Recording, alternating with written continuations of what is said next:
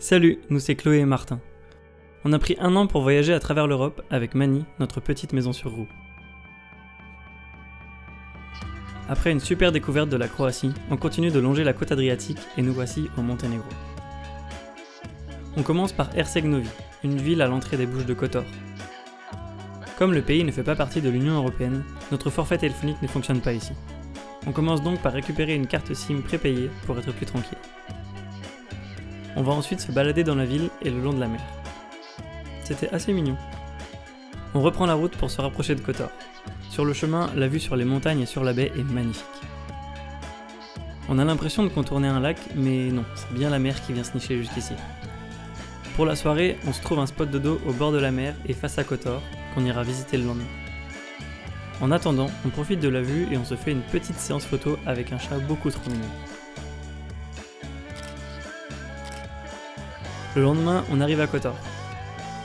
L'objectif de la journée est de grimper tout en haut des remparts de l'ancienne forteresse, surplombant la ville. Là encore, de nombreux chats errants nous accompagnent et nous motivent pour gravir les 1426 marches permettant d'arriver en haut. Tout au long de la montée, on profite des ruines des remparts avec une super vue en arrière-plan. On arrive enfin au niveau de l'ancienne forteresse. De là-haut, la vue est incroyable. En fait, ça donne l'impression d'être sur une montagne au bord d'un lac. C'est pas forcément évident de s'imaginer que c'est la mer qui vient jusqu'ici quand on a juste cette vue. C'est beaucoup plus parlant avec une vue satellite.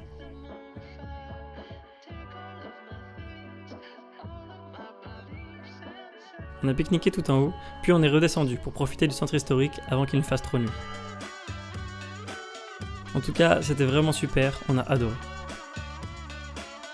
Le lendemain, on se fait une journée dite corvée, à base de courses, lessive, douche, vidange des eaux. Pas très passionnant. Mais on profite quand même du spot à côté de la plage pour s'entraîner au ricochet. On se dirige ensuite vers le petit îlot de Sveti Stefan. On était un peu déçus en arrivant devant. C'était pas très joli et on peut pas aller dessus. En se renseignant, on apprend en plus que c'est juste un complexe hôtelier, pas hyper intéressant. Par contre, on en profite pour sortir le drone et observer sa vue du ciel. Et là, franchement, c'était canon. Les toits orange qui contrastent avec la couleur de l'eau, c'était vraiment très joli.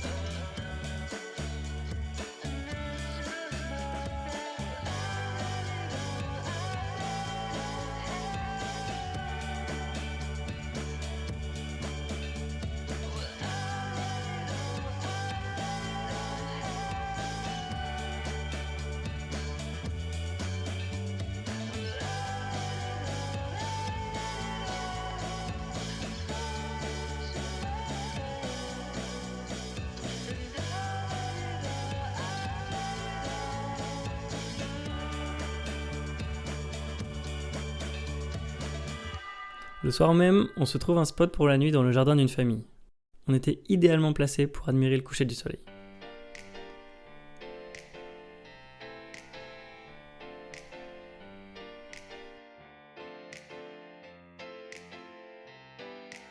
On se rend ensuite au très joli lac de Skadar dans le but de remplir notre Pokédex. On a la chance de pouvoir observer différents oiseaux. On ne les reconnaît pas forcément tous, mais on a au moins identifié des cormorans, des aigrettes, des hérons et des pélicans.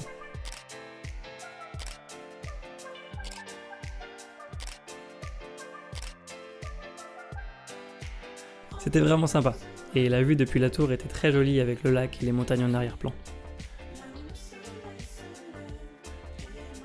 Avant de rejoindre l'Albanie, on fait une dernière étape pour visiter Stari Bar. La ville a été détruite à cause de guerres à la fin du 19e siècle, puis elle a subi des tremblements de terre. Voilà ce qui explique donc en partie pourquoi on trouve ces ruines au niveau de la vieille ville. En fait, Stari Bar signifie vieux bar, et la nouvelle ville de Bar se situe plus au sud, sur la côte. Plus personne ne vit ici, mais certains monuments sont tout de même bien conservés. C'était intéressant et plutôt cool de se balader dans ce décor. Voilà, c'était donc notre dernière étape au Monténégro. Dans la prochaine vidéo, on continuera notre route vers le sud pour découvrir l'Albanie. On vous fait des bisous.